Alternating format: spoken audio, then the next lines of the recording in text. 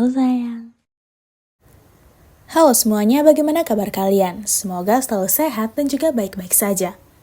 Pada video kali ini, Mimin akan melanjutkan perjalanan dari Kinan. Pada video sebelumnya, Kinan bertemu dengan seorang gadis di dalam sebuah token. Gadis itu membantu dirinya untuk mengatasi Zhao Fang yang terkena sebuah kutukan. Setelah berhasil melalui masalah itu, Kinan pada akhirnya diajak pergi ke 3 gerbang arena uji coba dari tantangan Laut Hades oleh Master Puncak Liu. Dengan mengejutkan, Kinan berhasil menyelesaikan ketiga tantangan dan bahkan memiliki 3 teknik baru. Xiao Qingyu juga melakukan pelatihan pribadi dengan Tang Qingsan. Beruntungnya dalam waktu beberapa tahun terakhir, Xiao Qingyu juga berhasil menguasai sebuah teknik baru. Melanjutkan video sebelumnya. Di sisi Kinan, dia yang sedang beristirahat tiba-tiba didatangi oleh Miao Miao. Karena Miao Miao tidak melihat situasinya, dia malah menerobos masuk ketika Kinan sedang setengah telanjang. Di sana Miao Miao menanyakan bagaimana keadaan dan juga perkembangan Kinan. Kinan menjelaskan kalau dirinya cukup sukses dalam berkultivasi, yang mana dia bisa meningkatkan kekuatannya bahkan tanpa bantuan dari martial spirit miliknya. Seperti yang dikatakan sebelumnya, martial spirit Kinan akan disegel setelah memasuki ketiga gerbang arena uji coba.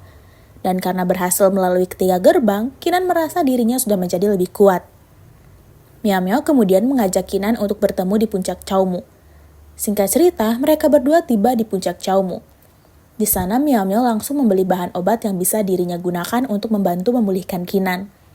Dia juga menjelaskan kepada Kinan kalau dirinya akan membuatkan Kinan beberapa pil obat agar dia bisa memulihkan lukanya dengan cepat. Miao Miao memberikan semua ini sebagai hadiah karena Kinan sudah mencapai ranah martial patriarch. Kinan hanya bisa kebingungan karena Miao Miao tiba-tiba bersikap sangat baik kepada dirinya. Di sana mereka berdua menghabiskan waktu mereka untuk berbasa-basi hingga akhirnya seorang senior meminta Kinan bertemu dengan Master Puncak Yang. Singkat cerita, Kinan pergi menemui Master Puncak Yang. Di sana Master Puncak Yang tidak menyangka kalau Kinan sudah berkembang dengan sangat cepat.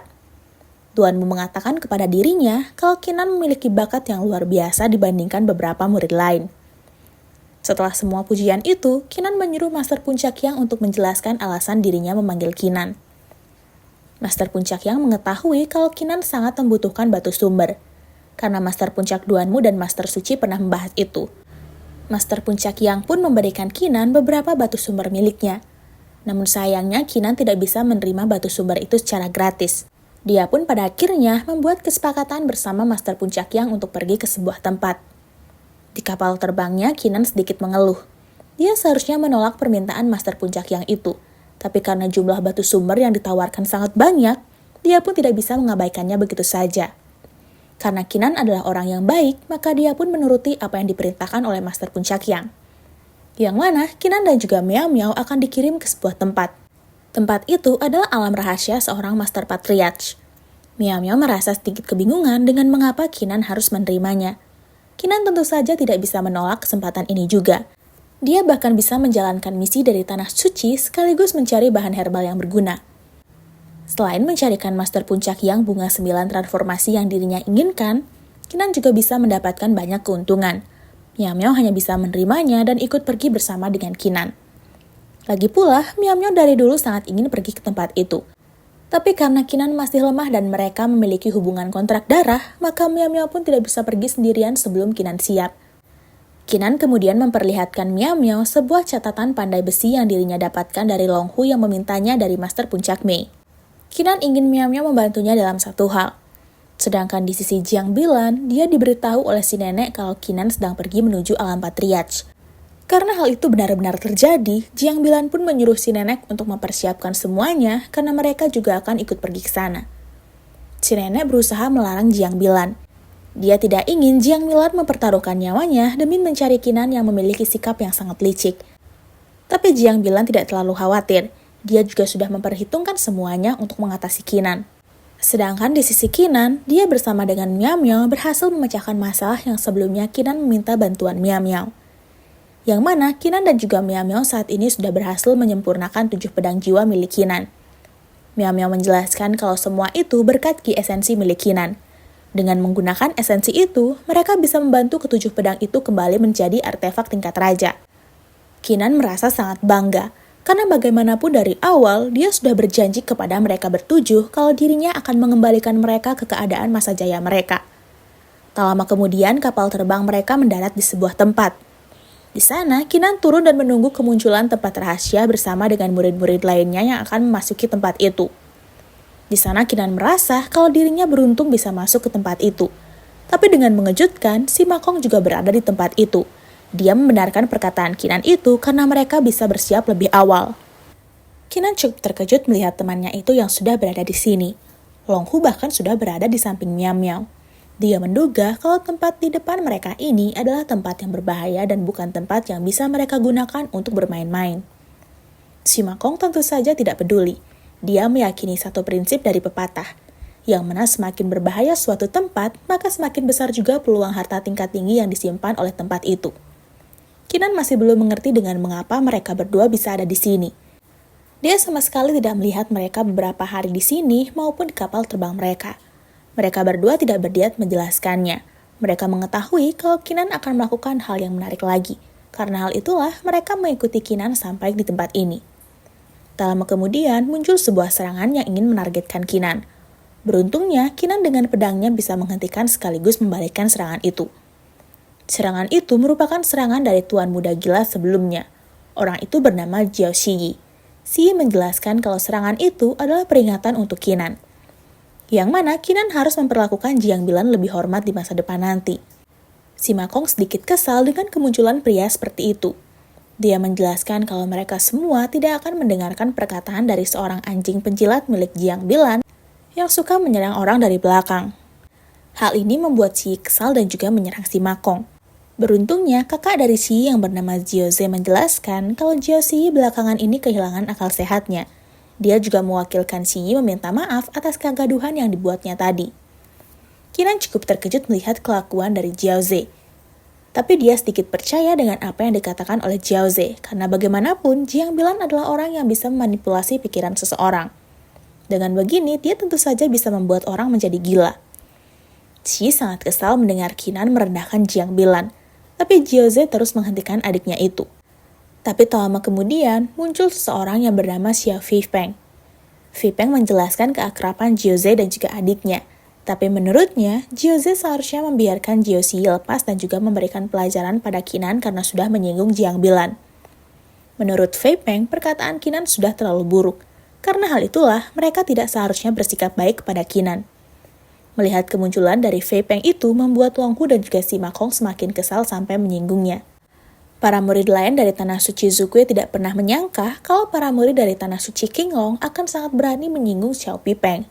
Tapi sebelum masalah terus berlanjut, seorang master puncak juga muncul. Master itu menjelaskan kepada mereka untuk tidak membuat masalah lagi karena alam rahasia Martial Patriarch akan segera terbuka. Master itu menjelaskan kalau penghalang alam rahasia hanya akan terbuka selama 1/4 jam. Setelah waktunya berlalu, maka penghalang itu akan kembali muncul dan alam rahasia akan kembali ke dalam lautan. Master itu menyuruh mereka semua untuk tetap hidup. Jika mereka semua ingin mati dengan mudah, maka mereka bisa menyia-nyiakan waktu mereka di dalam sana dan kembali tenggelam ke dalam lautan bersama dengan alam rahasia itu. Tak lama kemudian, penghalang alam rahasia akhirnya terbuka. Para murid itu pun bersiap-siap untuk masuk. Si Master Puncak tadi juga memberikan mereka semua sebuah token, yang mana token itu berguna sebagai penghalang kabut yang ada di dalam alam rahasia. Master itu pun menyarankan mereka untuk menjaga token itu dengan baik. Jika mereka kehilangan token itu, maka mereka akan kesulitan menghadapi bahaya yang ada di dalam alam rahasia. Token itu juga bisa digunakan sebagai alat untuk kembali. Jika waktunya sudah tiba, maka token itu akan membawa mereka kembali. Xiao Fipeng kemudian menyarankan Kinan untuk berhati-hati, karena bagaimanapun Kinan sudah menyinggung orang yang tidak seharusnya dia singgung. Kemungkinan di dalam alam rahasia, Kinan akan ditargetkan oleh banyak orang. Kinan sama sekali tidak peduli. Karena waktunya sudah tiba, mereka pun akhirnya pergi memasuki alam rahasia Martial Patriarch itu. Setelah tiba di tempat itu, Kinan mencari sebuah tanaman herbal. Beruntungnya, dia berhasil menangkap satu tanaman herbal, tapi sayangnya Kinan diserang oleh seseorang. Orang yang menyerangnya adalah Jiaozi dan juga Xiao Fipeng. Mereka berdua mencoba menyerang Kinan karena sudah menyinggung Jiang Bilan. Kinan tentu saja tidak bisa dikalahkan dengan mudah. Dia berhasil mengalahkan Jiaozi dengan mengandalkan pedangnya. Tapi di sana masih terdapat Fipeng. Namun karena waktunya sudah habis dan mereka harus kembali, Kinan pun mengira kalau Vipeng tidak akan melanjutkan serangannya. Tapi siapa sangka ketika Kinan akan dibawa pergi oleh tokennya, token itu tiba-tiba dihancurkan oleh teknik milik Vipeng. Tapi di sisi Miao Miao, dia merasa sedikit tidak nyaman. Dia pun merasa perasaan yang sedikit buruk. Miao Miao pun menghancurkan tokennya dan pergi mencari Kinan. Sedangkan di sisi Kinan, dia yang akan diserang oleh Vipeng tiba-tiba didatangi oleh Miao Miao. Mereka berdua pada akhirnya terjebak di dalam teknik ilusi milik Vipeng. Namun sayangnya, teknik ilusi milik Vipeng bukanlah tandingan dari teknik baru milik Kinan. Dengan kombinasi serangan Miao Miao dan juga Kinan, mereka berdua bisa dengan mudah memojokkan Xiao Vipeng. Tapi sayangnya karena kejadian ini, Kinan dan juga Miao Miao harus terjebak di dalam alam rahasia ini. Penghalang di alam rahasia kembali tertutup dan mereka semua mau tidak mau harus terjebak di dalam tempat ini. Awalnya, Kinan berniat menyudutkan Vipeng agar Vipeng menyerahkan token miliknya agar mereka bisa keluar dari tempat ini. Tapi sayangnya Vipeng tidak membawa apapun. Dia awalnya berniat menggunakan sebuah harta untuk keluar dari sini. Tapi karena Kinan terlalu kuat, dia pun menggunakan harta itu untuk membunuh Kinan. Kinan yang kesal akhirnya membunuh Vipeng. Tapi sayangnya, Vipeng tidak bisa mati, dan dia mencoba menggunakan teknik terlarang miliknya untuk membunuh Kinan. Di sana, Vipeng terus mencoba teknik terlarang itu. Jiang Bilan yang menyadarinya akhirnya kembali ke tempat itu. Tapi karena penghalang alam rahasia terlalu kuat, dia pun tidak bisa masuk ke dalam sana. Di sisi Vipeng, dia masih mencoba membangkitkan sesuatu, yang mana dia membangkitkan kekuatan dari Master Suci Zukue. Hal ini membuat Kinan dan juga Jiang Bilan cukup terkejut. Jiang Bilan terus-menerus memarahi Vipeng, yang mana konsekuensi untuk mengaktifkan teknik itu sangatlah besar. Jika Vipeng meneruskannya, maka dia akan membahayakan martial spirit miliknya. Di sana, Vipeng sangat kesal dengan mengapa Jiang Bilan ingin menghentikannya yang berniat membunuh musuhnya. Jiang Bilan menjelaskan kalau dirinya menginginkan Kinan itu sendiri dan bukan nyawa milik Kinan. Vipeng sama sekali tidak peduli, dia lebih ingin membunuh Kinan dengan tekniknya itu. Apapun yang akan terjadi di sini, dia yakin kalau dirinya akan memberikan Kinan kematian yang layak. Di sisi lain, Longhu menyarankan rencana apa yang sebenarnya dilakukan oleh Vipeng kepada Jiao Ze. Jiao Ze tidak mengetahuinya karena bagaimanapun dia juga kehilangan adiknya. Tak lama kemudian, mereka semua melihat ada cahaya di dalam alam rahasia. Mereka semua pun menyuruh master yang berjaga untuk pergi dan juga mengeluarkan orang yang ada di dalam sana. Tapi sayangnya, token yang dibawa oleh master itu sudah ditukar diam-diam oleh Vipeng. Dia tidak bisa melakukan apapun untuk saat ini karena butuh seorang master di ranah venerable untuk membuka paksa penghalang itu. Master itu pun menyuruh Longhu dan juga si Makong untuk mencari Master Yang. Sedangkan di sisi Kinan, Miao Miao menyuruhnya untuk menangkap Vipeng, sedangkan dirinya akan menahan semua serangan dari teknik itu. Tapi sayangnya, Kinan tidak bisa menahan Vipeng, karena bagaimanapun tekniknya itu masih terlalu kuat. Miao Miao yang melihat Kinan kewalahan menyuruh Jiang Bilan untuk ikut membantu Kinan. Jiang Bilan pun tanpa basa-basi mengikuti perkataan dari Miao Miao. Dia mengeluarkan jiwa bela dirinya dan juga membantu Kinan dari kejauhan. Vipeng sangat kesal karena dia awalnya datang ke sini untuk membantu Jiang Bilan menghancurkan Kinan. Tapi sayangnya Jiang Bilan tidak menginginkan hal itu. Dia mengetahui kalau jalan yang dilakukan Vipeng adalah jalan yang salah. Yang mana jika segel yang ada di belakang Vipeng berhasil terbuka, maka akan ada banyak orang yang terluka maupun meninggal. Vipeng sama sekali tidak peduli. Dia terus memaksa agar bisa menggunakan segel itu. Miao Miao yang dari tadi menahan serangan akhirnya menjadi sedikit kewalahan. Tapi di sisi Kinan, gadis di dalam token telah selesai menyerap energi ki milik Kinan. Dia pun memutuskan untuk membantu Kinan menyelesaikan pertarungannya dengan Vipeng.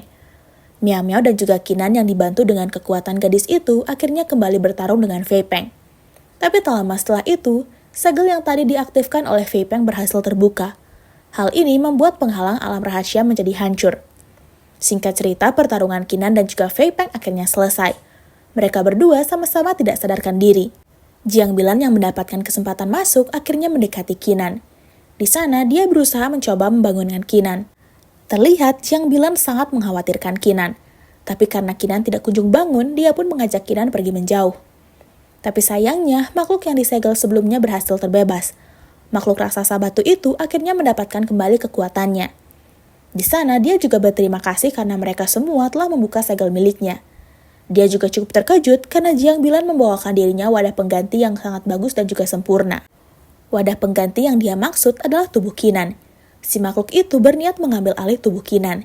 Jiang Bilan sangat terkejut mengetahui kalau makhluk itu adalah orang di ranah Venerable yang bernama Venerable Modan. Dia pun berniat melindungi Qinan dengan tekniknya sebelum tubuh Qinan diambil alih. Tapi sayangnya, teknik pelindung milik Jiang Bilan bukanlah apa-apa bagi seorang Venerable. Dengan penuh rasa takut, Jiang Bilan mencoba melindungi Qinan apapun yang terjadi. Jiang Bilan kemudian mencari alasan agar Modan tidak mengambil tubuh Qinan. Jiang Bilan menjelaskan kalau dahulu Modan menggunakan jalur alkemis untuk mendapatkan kekuatan dan juga kejayaannya. Tapi sayangnya, karena Qinan bukanlah seorang alkemis, maka tubuh Qinan sangat tidak cocok bagi dirinya. Modan kemudian menanyakan apa keputusan terbaik untuk saat ini. Jiang Bilan akhirnya memperkenalkan dirinya yang merupakan seorang saintis di aliansi perdagangan. Dengan asal-usulnya ini, dirinya bisa mendapatkan informasi mengenai tubuh yang lebih pantas digunakan oleh Venerable Modan. Karena Modan tiba-tiba terdiam, Jiang Bilan mengira kalau dia menerima itu. Dia pun berniat memanggil gurunya untuk kesini. Tapi sayangnya Modan tidak tertarik dan dia menyerang mereka lagi. Modan menjelaskan kalau dirinya tahu rencana licik yang ingin dilakukan oleh Jiang Bilan untuk menyelamatkan Qinan dan memanggil gurunya ke sini untuk menyelamatkan dirinya. Modan yang kesal kemudian berniat membunuh Jiang Bilan. Nah, sekian dulu video kali ini. Terima kasih untuk kalian yang sudah menonton sampai detik ini. Sekian dari Mimin, sampai jumpa di video selanjutnya.